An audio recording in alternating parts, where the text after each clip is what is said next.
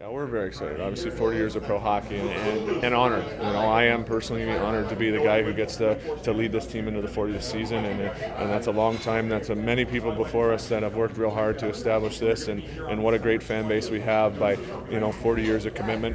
What great ownership with the two owners that we've had over the times in Kalamazoo, obviously with the Parfait family first, and now Bill Johnson and his family, and just how fortunate we are. We know how difficult it is to run a minor hockey league team. And to have those teams and the cost of those teams, and we certainly appreciate that. And we're excited to try and put a very competitive team together, and we think that we've made strides to do that so far. Had a tremendously competitive camp, and one of the biggest things for us at this point has been the attention to detail. And right from day one, it was a tryout. It was a tryout for veteran guys on this team because we brought 6 into camp. We've never done that before, and with only 4 spots being available, it was a tryout for the young guys. So it didn't matter if you're a 15-year pro or you're on a tryout, you had to make this hockey team, and that's the way we went at it. And in years past we haven't had to do that, but the reality is we need to get better as an organization compared to what we did last year, and we're moving forward with that. Yeah, you know what, there's a lot of guys that even didn't make our team that surprised us, to be honest. You look at a guy like Stephen Whiteley, who was a defenseman who didn't even make our team, and we released him just the other day from his tryout, and our expectations for him was probably a 1 game, and he needed some grooming, and he ended up playing in all 3 preseason games and did a good job. Dan Dries has stepped up as a young guy, and right now we got him playing on our top line to start the season off. And he's a second-year guy who had a tough injury last year in Europe and sort of had to re-find his game and get himself healthy. Matt Carey has stepped in and done a good job as a young player, and then the older guys, we talked about the vet battle.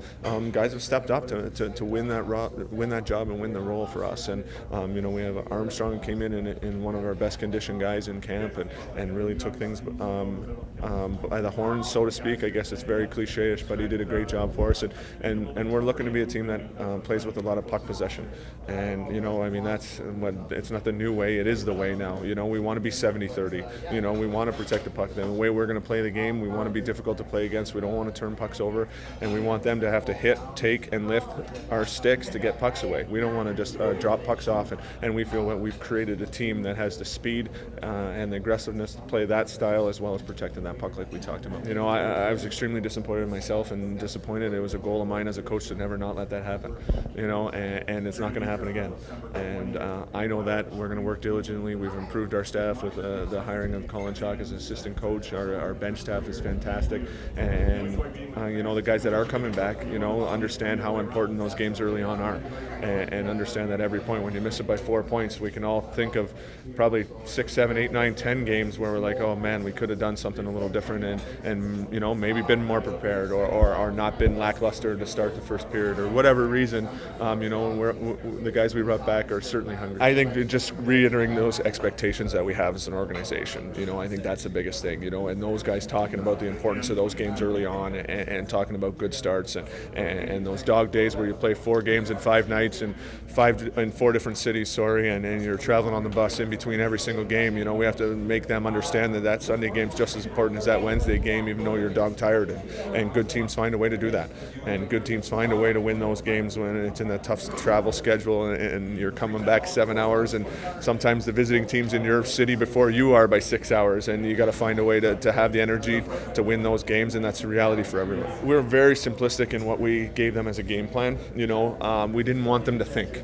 We wanted them to just play. We wanted them to show us what they had. So there wasn't a ton of systems that we had in place, but the systems that we did put in place are going to entail and work with what we're doing this year, and the guys really bought to it. And the little things that we're doing, D-zone coverage specifically is probably the biggest adjustment we're making on our hockey team. And, like all those NHL squads, now we're going to collapse on the one side with 5 guys on that corner of the ice and try and outman them. And all those teams are doing that now, and we're trying to perfect that and realizing that where's the outlet when you do that? The outlet's to the front of your net. How many kids are you teaching to put the puck to the front of the net? I have an 8-year-old son myself, and every time he passes to the front of the net, I'm yelling at him to not do that. And these guys have been ingrained, and that's been ingrained in their system. Well, that's where the outlet's going to be a lot of times, because both teams, usually forecheck 2 players hard down the strong side and 1 down the weak side. So what's open? The middle of the ice, where it can get a little dicey sometimes, but we got to be confident to make that play and make that out. And they've stepped up and done a great job with that so far.